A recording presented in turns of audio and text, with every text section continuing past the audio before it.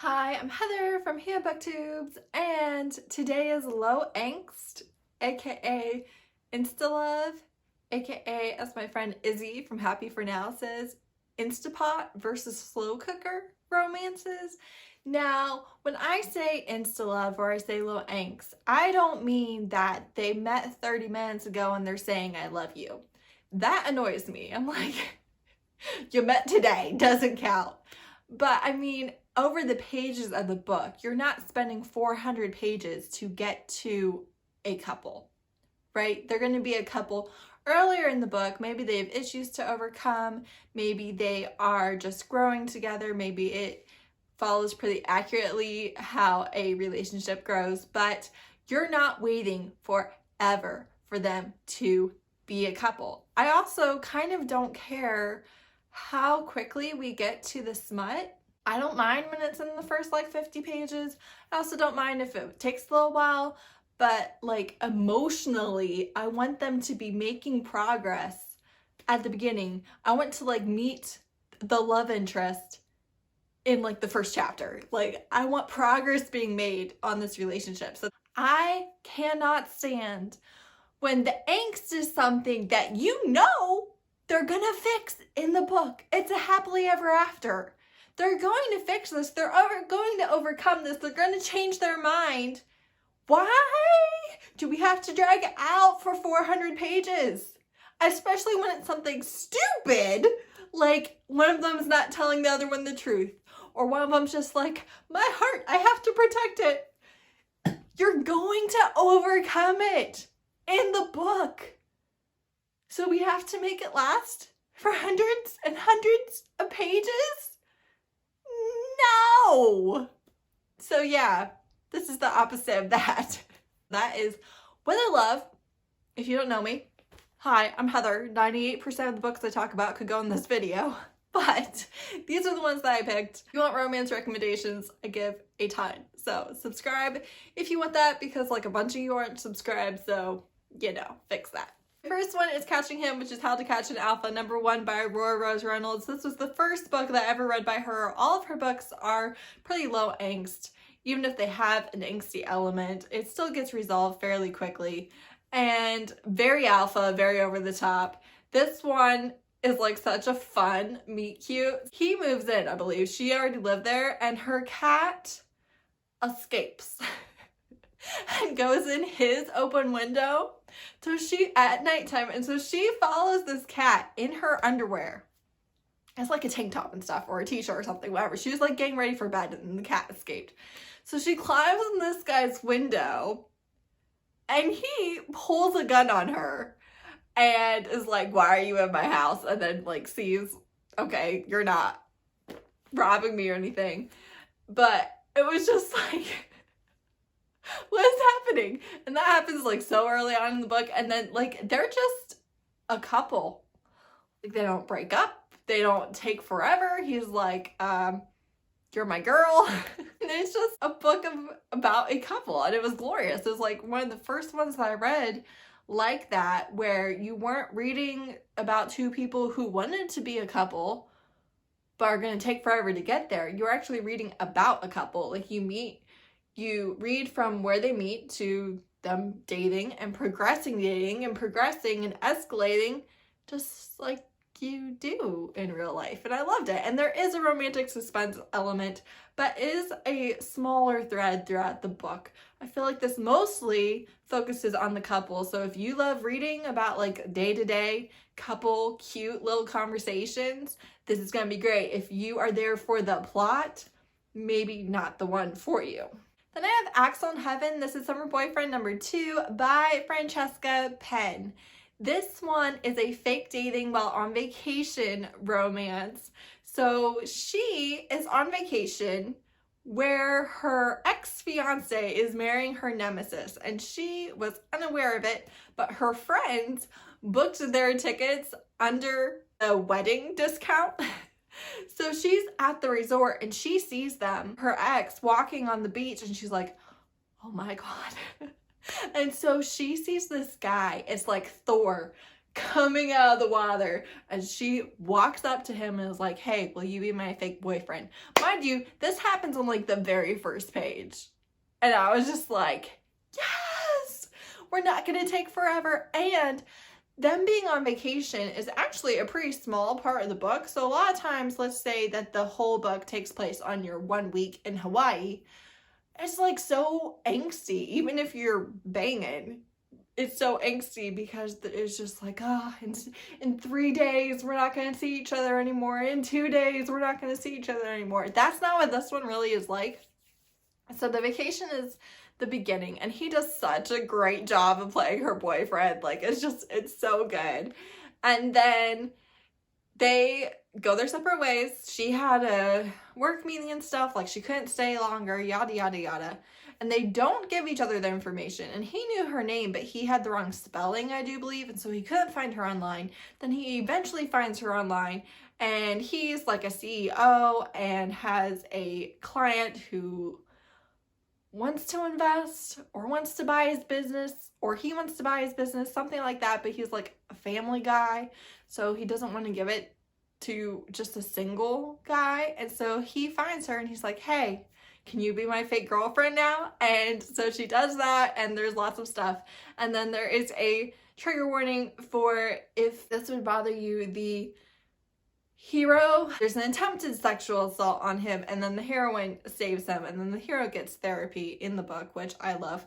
But that would be a trigger. Like, everything else is really chill. And this is an interracial romance. The main character is Black, and I just want you to know that there's going to be a couple different things in the book where it's like, okay, is that because of racism? And it's always not. So there is that. Then I have Dream Maker, which is Dream Team number 1 by Kristen and Ashley. This is a group of strippers who are all friends, each getting their own book with the group of commandos that we've seen in a couple other books, although you can totally read this without having read any other Kristen Ashley books. And so they like pair off. And in the novella, which you don't have to read, it's 1001 Nights, it is Dream Man? Quiet Man? Something like that.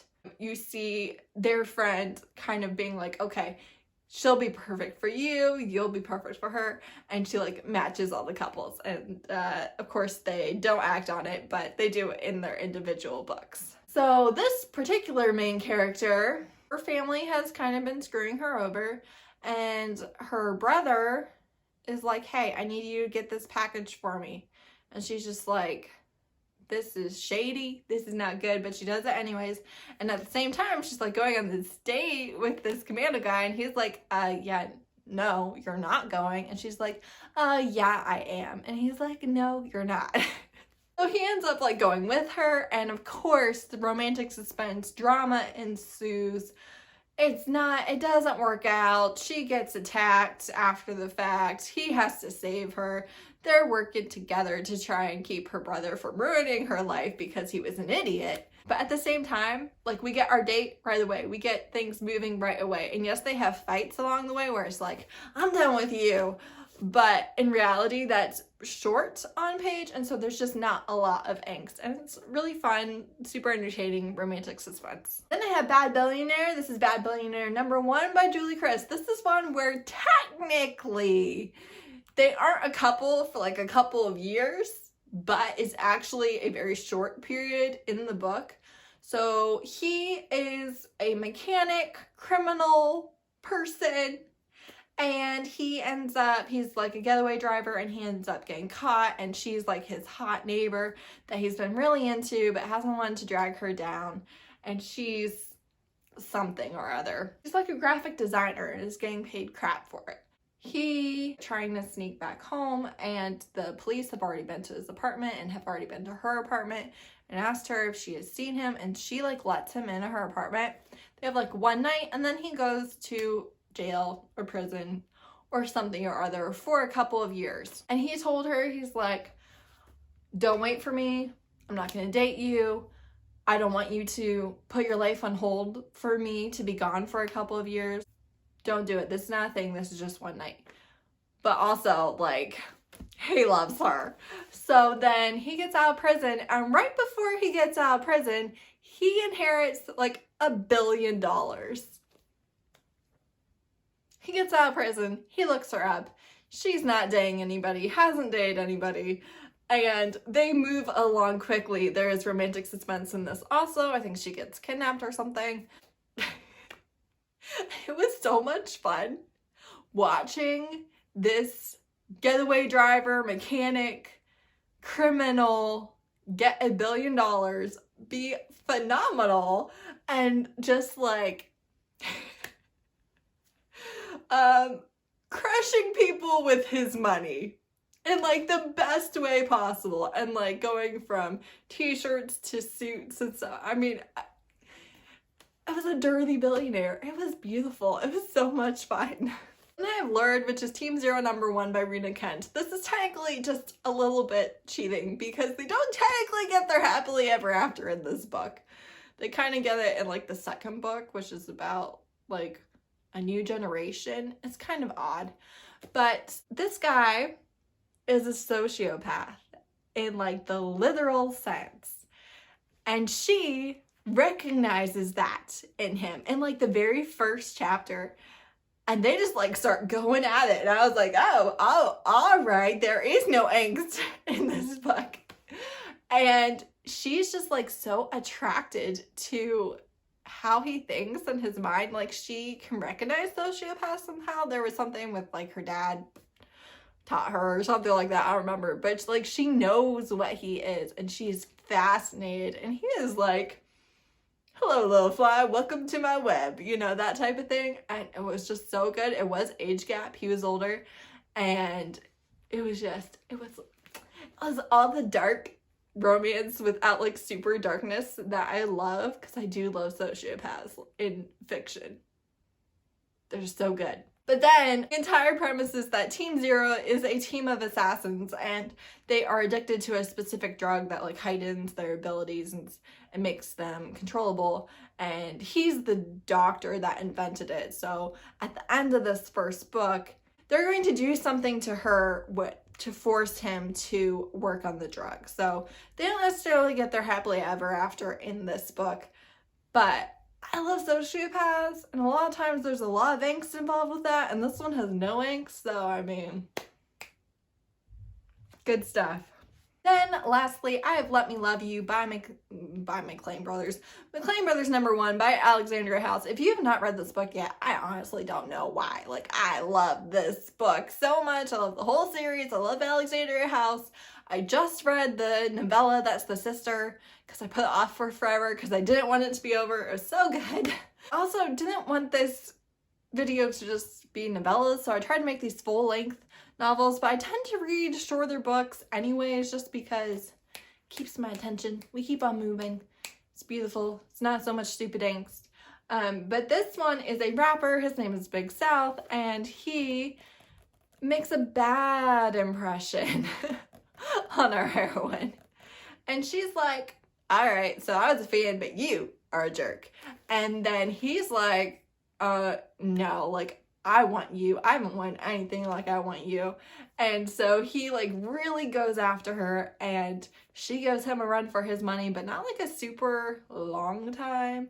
And it's very low angst. There's a lot of happy couple time in this. There is quite a bit of drama with her famous ex and his famous ex, and she's a single mom and yada yada yada. So there's kind of drama like that, but there are also a couple throughout that drama, which I appreciate so much.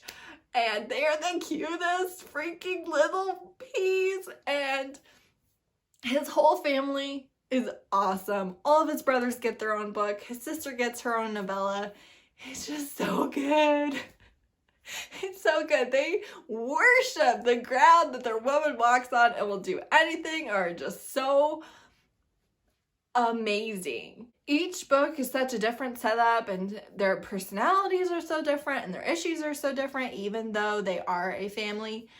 But all of them are so devoted to their woman that I just love them so much. So yeah, you should read it. That's it. That's all of my low angst Instant Pot romances for today. Like I said, honestly, most of the books I read could be on here, but I was just trying to be specific. So let me know, what level of angst do you like in your books, and how much trouble do you want the main characters to have to overcome before they get to actually be a couple? Let me know. Hopefully you give me the right answer. But yeah, thanks for watching.